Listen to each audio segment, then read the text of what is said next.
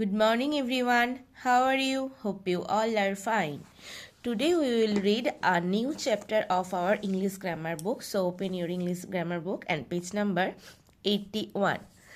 আজকে আমরা chapter number 23 পড়ব ওয়ার্ড পাওয়ার। প্রথমেই ওয়ার্ড পাওয়ারের মধ্যে যেটা পড়ব সেটা হচ্ছে সিনোনিমস। সিনোনিমসের অর্থ কি? সমার্থক শব্দ।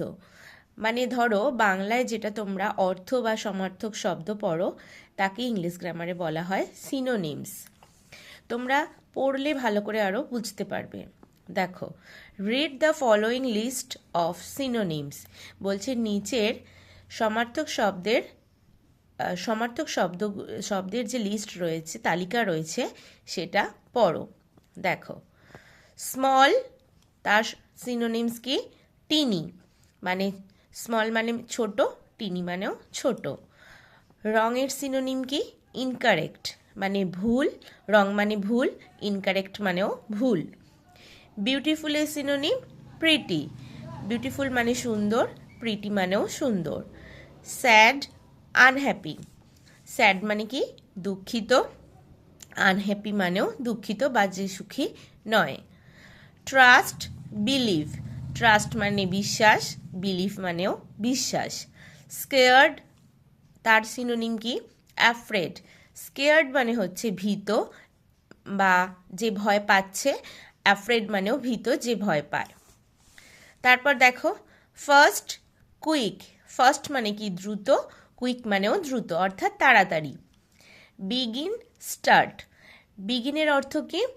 শুরু করা, স্টার্ট মানেও শুরু করা। বাই, পারচেস, বাই মানে কেনা, পারচেস মানেও কিছু কেনা বা ক্রয় করা। গ্যাদার, কালেক্ট, গ্যাদার মানে কি? সংগ্রহ করা, কালেক্ট মানেও সংগ্রহ করা। অলসো, টু, এই অলসোর মানে হচ্ছে ও। যেমন ধরো আমরা যদি কোনো সেন্টেন্সে বলি আই অলসো লাভ ইউ, মানে আমিও তোমাকে ভালোবাসি। এই যে আমিও তোমাকে ভালোবাসি, আমির সাথে একটা ও যোগ হচ্ছে, তার জন্য ইংলিশে অলসো ব্যবহার হয়। ঠিক সেমভাবে টু এর অর্থ হচ্ছে ও। যেমন ধরো আমরা বললাম আই লাভ ইউ টু, মানে আমিও তোমাকে ভালোবাসি। তাহলে বোঝা গেছে অলসো আর টু এর অর্থ।